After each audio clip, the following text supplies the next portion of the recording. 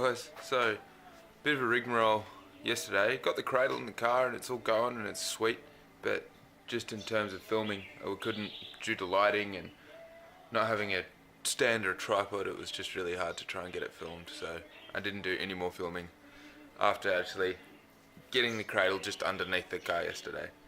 But she's all back together. It's got the coilovers in the rear end. The wheel alignment's a bit asked about at the moment. This wheel's just about straight up and down, and this one's like pitched in real far camber waist. I don't know if you can see it on the camera, but I can definitely notice it by eye. I'll take you under here and you can have a bit of a look. New springs and shocks, new sway bar, and the new diff hat. It's sitting in there all tucked in. And oh boy, what a difference it makes. So yeah, the proper coilover strut arrangement.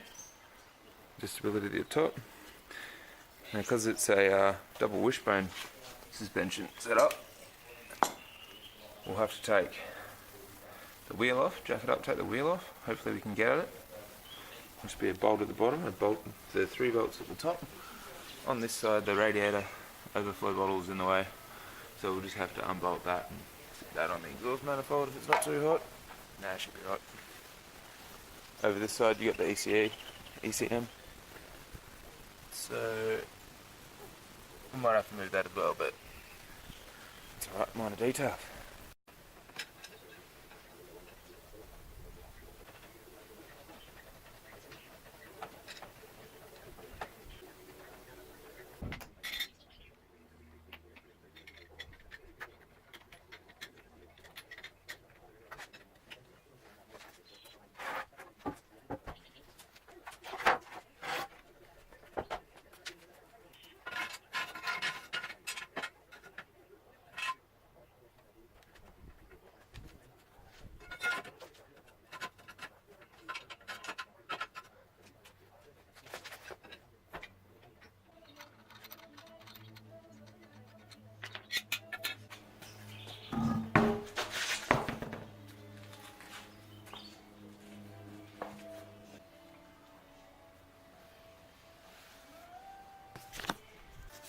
So this is a double wishbone type independent front suspension. So your top control arm, this is part of your steering knuckle, and you have your bottom control arm. And the strut isn't part of that. You know, the strut is just literally suspension. It's not to do anything with like the top control arm or anything. Like Commodores and a lot of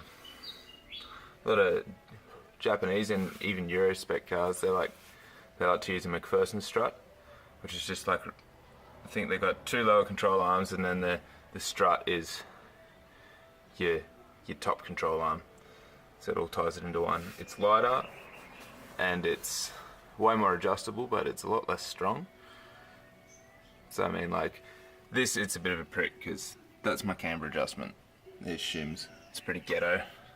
I think I can get adjustable top arms for this, so I might look into that at some stage. I've seen another car, I don't know if they were custom made, but they had, this is all billets, and they had like adjustable nuts here and here, so you could adjust the camber in and out, and you could also adjust the caster, because you know, if you adjust this side more than that side, it's gonna tip your knuckle over, it's gonna change your caster angle.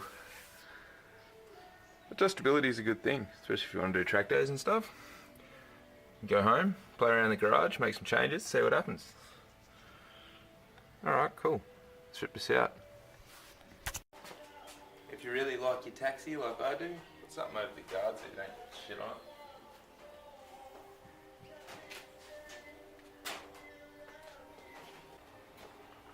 Now work on your car without your bucket of tools.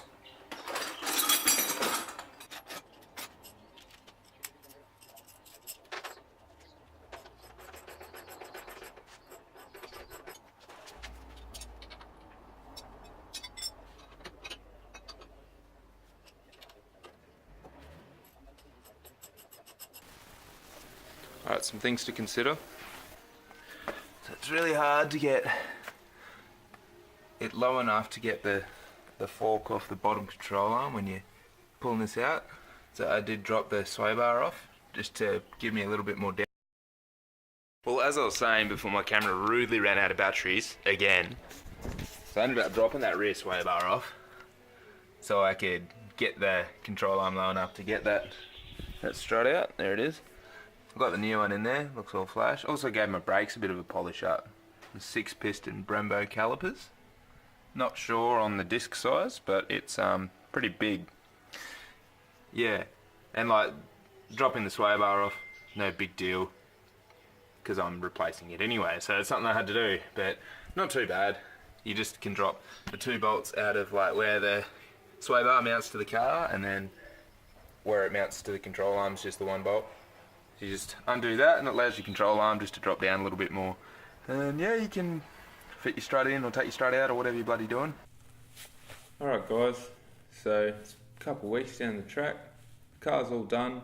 Obviously I gave up on recording, and between cameras running out of battery and running out of room memory, I just, yeah, ran out of patience with it all. I had to get the car done that day as well, so it was out of the way, and I had things to do that afternoon. So yeah, the car's all done, it's all sweet. Suspension's great, it's made a huge difference. Still need to get tyres and the wheel alignment done, but that's coming. I did do some recording a couple of days ago. I took the car for a bit of a drive and have a bit of a walk around, a bit of a talk about it all and this and that. So I did that with another camera that I found, thinking it was going to be better footage, better quality. It wasn't. It actually corrupted all the video files, and I couldn't use any of the footage, so that's a bit of a bummer. So I'm back on the camera with the bad sound, but I've got a sound recorder doing the audio, so I don't have the bad sound. And so that's a bit annoying, but hopefully I'm going to look into getting a new camera soon. Probably can go along with the tyres and all the other money that I need to spend. Anyway, I did the in-car footage with the GoPro, so that footage is obviously okay. Well, I'll cut to that footage now.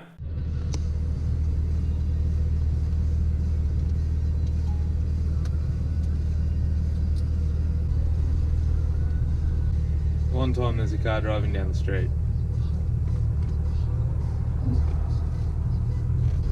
The way this thing drives now is so different to how it drove before. Well, like, it still drives the same, but I mean in terms of handling, it's completely ridiculous.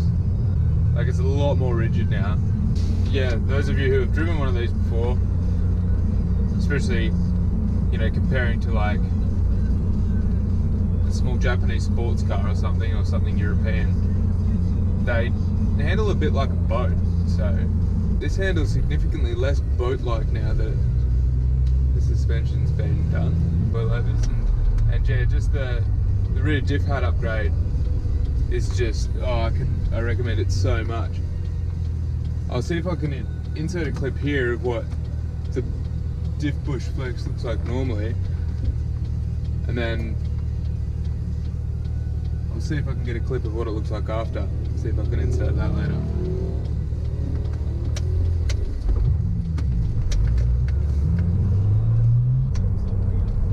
I reckon I just about could have got away with just doing coilovers and not sway bars. The sway bars makes it so stiff. It's like, it's good though, like it handles like I'd like it to. Comfort's gone out the window a little bit, but I'm not really going after comfort in this particular sort of application, so it's a good thing. Power delivery is a lot better now too. You get lost in axle tramp and suspension sway and all that gross stuff.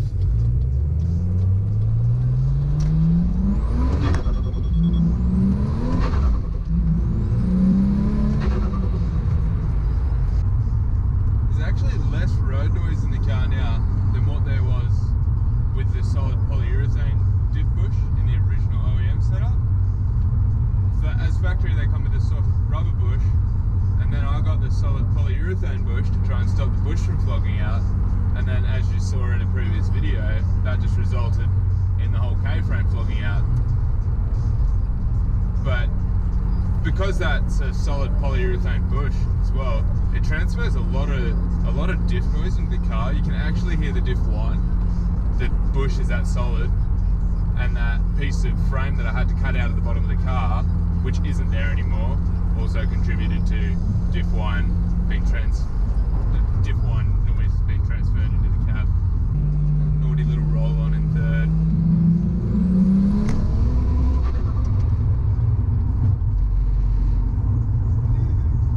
So I don't know if any of you have noticed yet, but you know, well, that car looks like it's got a little bit more than factory. Yeah, it does. It's got your typical sort of upgrades that you get with one of these cars.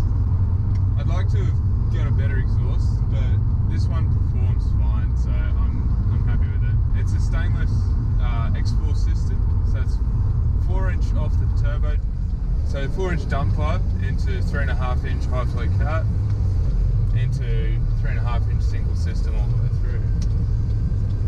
And it's great. It's pretty quiet. It's pretty discreet. Mainly just hear turbo flutter in the cab, to be honest. Other supporting mods is a full stage 2 Process West intercooler and intake kit. So yeah, I'll give you a bit of a look over at that. Insert a clip there.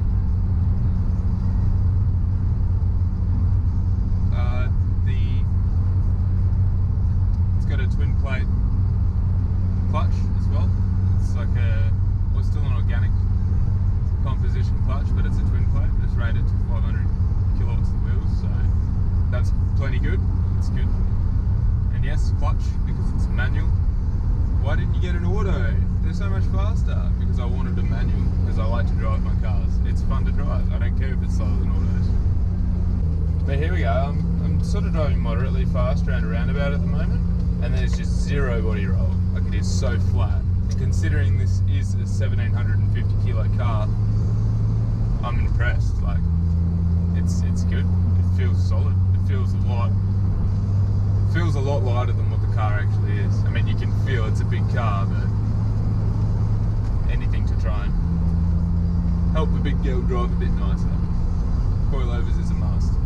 Other supporting mods is the Process West surge tank kit that I put in myself. They're great. They're just like a plug and play. You just got to do a little bit of wiring in, but it's really nothing at all. The power is 515 horse at the wheels, which is 384 kilowatts, 385 kilowatts at the wheels. That's 16 pounds of boost. It's got a heap of power, but you know, really don't have to push these engines hard to get good power out of it. It's the beauty of the Barra Turbo. When I got the tune done, the turbo had to be modified, so the wastegate flap was made bigger, and the wastegate flap hole in the turbine housing of your turbocharger, that gets made bigger too. Reason being because it won't be able to bypass enough exhaust as factory to maintain a boost level, and it'll overboost. Valve springs also had to be done to the point of the boost I was going to. So that was done at the shop along with the oil feed line and the turbocharger mods. They did the clutch at the same time as well. Great shop, awesome guys who really know their stuff. If you're in Perth, call in and see Monster Talk in Malaga. They are fantastic. They know these cars so well, and their customer service is great. Like, I would not take my car anywhere else. They are fantastic. So yeah guys, that about wraps it up for this video. Thanks heaps for watching. If you have any constructive criticism, some advice, suggestions, just put in the comment section below. I'd like to hear from you guys. Yeah, I welcome anything in terms of, you know, tips and tricks to do the filming a little bit better. Obviously, camera and a tripod and, you know, actual hardware is something I'm going to need to invest in, but I'm getting there. Yeah, if you guys have any questions about the modifications done throughout the car, I'm more than happy to go into more detail with it. I can do a little bit of a video on something in particular if you'd like to see that, or I can just write you some info. I've done a fair bit with these cars, so I know this and that. If I don't know something you'd like to know, I can do what I can to try and find out. But yeah, again, just comment section below, tell me what you think. Thanks for watching, and I'll see you next time.